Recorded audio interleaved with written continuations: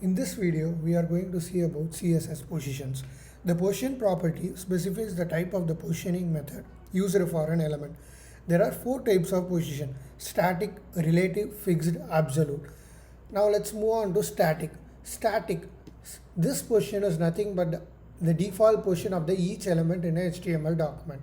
Let's inspect the element and let's see the browser style. Let's search for position. You can see the static, right? So this clearly confirms that the each element in the browser will be rendered as static. This is not a special way, it is just the usual normal flow of the page.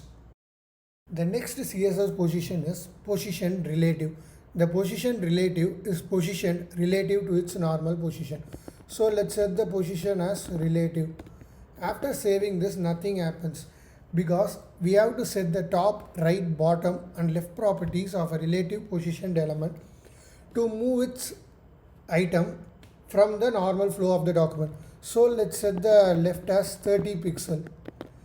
So the item 1 is moved from its normal position, which is from here to 30 pixel left. And we can set the top also like 40 pixel. So this is moved from the top 40 pixel. So this is called as position relative. So position relative is nothing but the position which is applied to an item when we want the item to be moved from the normal flow of the document. The next CSS position is position absolute. Before that, let's remove this top 40 pixel and left 30 pixel. Now let's set the item to position absolute. What is position absolute? The position absolute is position relative to its nearest ancestor element. In this case, the nearest ancestor element is item 1. So let's set the top to, before setting its top, let's save the element and see what happens. As soon as we set the position to absolute, this item 1 overlaps the item 2. So this clearly states that the item 2 is set to position absolute. And let's give this a top value as 30 pixel. As soon as we set the top to 30 pixel, this is moved with relative to the item 1. In this case, 30 pixel from the item 1. Let's remove the position relative. As soon as we remove the position relative, it has no absolute positioned element, right? So it uses the document body, which is nothing but the HTML body. By default, HTML body is set as static, right?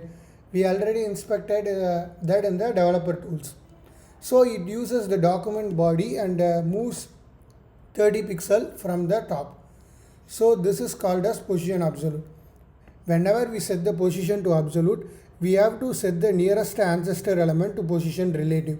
Else it will use the HTML document as its relative element. Position as position fixed.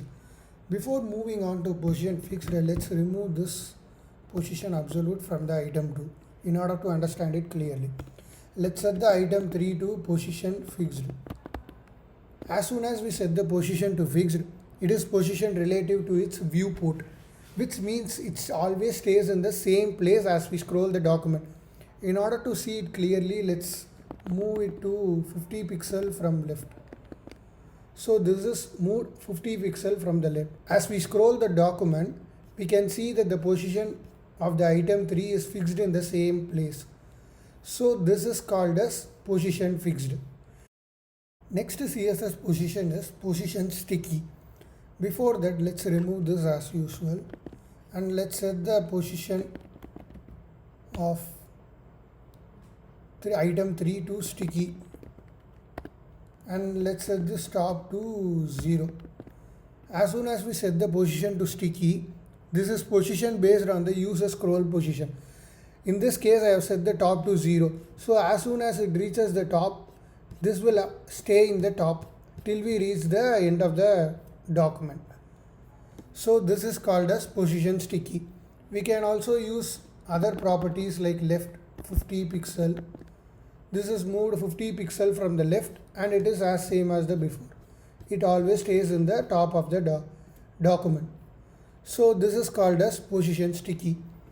These are called as CSS positions. We can use CSS position to align the element in a document in a much easier way.